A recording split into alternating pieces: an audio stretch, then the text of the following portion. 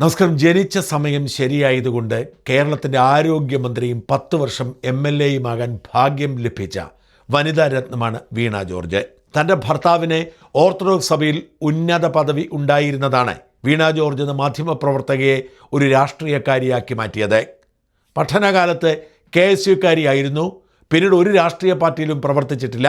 എന്നാൽ പിണറായി വിജയന് ബോധിച്ചതുകൊണ്ട് പ്രത്യേകിച്ച് യോഗ്യതയൊന്നും ഇല്ലാതിരുന്നിട്ടും വീണ ജോർജിന് 2016 ആറന്മുള സീറ്റ് കിട്ടി. പിണറായിയുടെ കാലമായിരുന്നു പിന്നെ 10 വർഷം. ഈ 10 വർഷവും ആറന്മുളയെ പ്രതിനിധീകരിച്ച് MLA ആയി, 2ാം തവണ മന്ത്രിയുമായി. കേരള ചരിത്രത്തിലെ ഏറ്റവും കഴിവുകെട്ട ആരോഗ്യമന്ത്രി എന്ന റെക്കോർഡ് സ്ഥാപിച്ചാണ് വീണ ജോർജ് പടിയിറങ്ങുന്നത്. വീണയുടെ ശരീരഭാഷയിൽ തന്നെ തോൽക്കും എന്ന പൂർണ്ണമായ ആത്മവിശ്വാസമുണ്ട്. അത് സമ്മതിക്കുന്നില്ലെങ്കിലും അബിൻ വർക്കി എന്ന കോലഞ്ചേരിക്കാരൻ ആറന്മുളയിൽ എത്തി വലിയ പോരാട്ടമാണ് വീണയോട് നടത്തിയത്. അബിൻ വർക്കിയുടെ വിജയം സുനിശ്ചിതമാണ് എന്ന റിപ്പോർട്ടുകൾ സൂചിപ്പിക്കുന്നു. ഇതോടുകൂടി നാണം കെട്ട് വീണ ജോർജിന് പുറത്തേക്ക് പോവേണ്ടി വരും. 1ാം പിണറായി സർക്കാരിൽ മന്ത്രിയായിരുന്ന ശൈലജ ടീച്ചർ നേടിയ നേട്ടങ്ങളൊക്കെ റദ്ദ് ചെയ്ത് ആരോഗ്യമേഖലയെ പിന്നോട്ട് നയിച്ച് നുണയും കുശുമ്പും പകയും മാത്രമാക്കി മാറ്റിയാണ് വീണ ജോർജ് പടിയിറങ്ങുന്നത്. ശസ്ത്രക്രിയ കഴിയുന്ന രോഗികളുടെ വയറ്റിൽ കത്രിക വെച്ച് പൂട്ടിക്കെട്ടുക, ആശുപത്രി കെട്ടിടങ്ങൾ ഇടിഞ്ഞു വീണ് രോഗിയും കൂട്ടിരിപ്പുകാരും മരിക്കുക, ശസ്ത്രക്രിയ ഉപകരണങ്ങൾ ഇല്ലാത്തതുകൊണ്ട് പൊട്ടിത്തെറിച്ച് ശസ്ത്രക്രിയ എന്ന ഡോക്ടർ പണി നിർത്തി പോവുക, മരുന്ന് കിട്ടാനില്ലാത്തതുകൊണ്ട് രോഗികൾ മരിക്കുക തുടങ്ങിയ അനേകം റെക്കോർഡുകൾ വീണ ജോർജിൻ്റെ ഭരണകാലത്ത് ഈ ആരോഗ്യ മേഖലയിൽ ഉണ്ടായിട്ടുണ്ട്. ആ വീണ ജോർജിനെ പടിയിറങ്ങും മുമ്പ് ഒരു സുവർണ കിരീടം കൂടി സ്വന്തമായിരിക്കുന്നു. 24 വയസ്സ് മാത്രം പ്രായമുള്ള ഒരു യുവാവിനെ മന്ത്രി വീണ ജോർജിന് കീഴിലുള്ള ഒരു മെഡിക്കൽ കോളേജ് ഗർഭപാത്രം സൗജന്യമായി സമ്മാനം കൊടുത്തിരിക്കുന്ന റെക്കോർഡാണ് ഇപ്പോൾ പുറത്തു വരുന്നത്. കഴക്കൂട്ടം സ്വദേശിയായ 24 വയസ്സുള്ള ഷിഹാസ് വയറുവേദനയെ തുടർന്നാണ് തിരുവനന്തപുരം മെഡിക്കൽ കോളേജിൽ പരിശോധനയ്ക്ക് ചെല്ലുന്നത്. ഷിഹാസിനെ പരിശോധിച്ച ഡോക്ടർ മൂത്രത്തിൽ കല്ലാണോ എന്ന് സംശയിച്ചു. അതുകൊണ്ട് CT സ്കാൻ എടുക്കാൻ നിർദ്ദേശിച്ചു. ഇക്കഴിഞ്ഞ ഫെബ്രുവരിയിൽ ഷിഹാസ് തിരുവനന്തപുരം മെഡിക്കൽ കോളേജിൽ CT സ്കാനിന് വിധേയനായി. ഒരാഴ്ചയ്ക്ക് ശേഷം റിസൾട്ട് തരും എന്നാണ് പറഞ്ഞത്. ഷിഹാസിൻ്റെ വയറിലെ വേദന പോയതുകൊണ്ട് അത് വാങ്ങാൻ പോയില്ല. എന്നാൽ ഷിഹാസിന് വീണ്ടും വേദന വരുന്നു. 1 മാസത്തിന് ശേഷം ഷിഹാസ് തൊട്ടടുത്തുള്ള ഐരാണിമുട്ടം ഹോമിയോ കോളേജിലേക്ക് ചെല്ലുന്നു. ഹോമിയോ കോളേജുകാർ പറഞ്ഞു, ഇങ്ങനെ ഒരു CT സ്കാൻ നേരത്തെ എടുത്തിട്ടുണ്ടെങ്കിൽ അത് വാങ്ങിക്കൊണ്ടുവരൂ, നമുക്ക് നോക്കാമെന്ന്. ഷിഹാസ് മെഡിക്കൽ കോളേജിൽ ചെന്ന് CT സ്കാൻ ചോദിക്കുന്നു. അവർ അത് കൊടുക്കുന്നു. ഷിഹാസ് മെഡിക്കൽ കോളേജിൽ നിന്നും CT സ്കാൻ റിപ്പോർട്ടുമായി ഹോമിയോ കോളേജിൽ എത്തുന്നു. അത് പരിശോധിച്ച ഹോമിയോ കോളേജിലെ ഡോക്ടർമാർ മൂക്കത്ത് വിരൽ വയ്ക്കുന്നു. ഷിഹാസിൻ്റെ വയറ്റിൽ ഒരു ഗർഭപാത്രമുണ്ടെന്നും ആ ഗർഭപാത്രത്തിൽ മുഴയുണ്ട് എന്നും സംശയിക്കുന്നു എന്നാണ് CT സ്കാനിൽ എഴുതി വച്ചിരിക്കുന്നത്.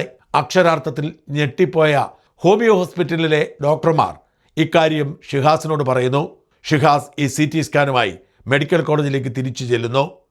അവർ ആ CT സ്കാൻ മേടിച്ച് പുതിയ ഒരു റിപ്പോർട്ട് കൊടുക്കുന്നു. ഷിഹാസ് ഇതേക്കുറിച്ച് ചോദ്യം ചെയ്യുകയും ബഹളം വയ്ക്കുകയും ചെയ്യുന്ന വീഡിയോ ദൃശ്യങ്ങളും പകർത്തിയിട്ടുണ്ട്. സമാധാനത്തിലാണോ സംസാരിച്ച? പിന്നെ നിങ്ങളിവിടെ ആരും അറിയണ്ട, മേളിൽ പോയി സംസാരിക്കുന്ന പറയേണ്ട ആവശ്യം എന്തിനാണ്?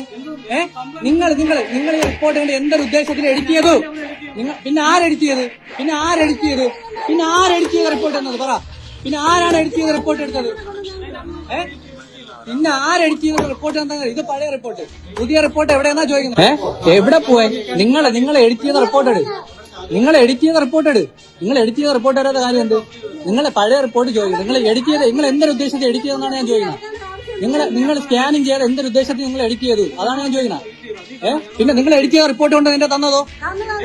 അടാ സംസാരിക്കല്ലോ, കൂടെ സംസാരിക്കല്ലോ. പറഞ്ഞ മനസ്സിലായ? കൂടെ മനസ്സിലായ? എന്തേ നിങ്ങൾ അടിക്കണോ?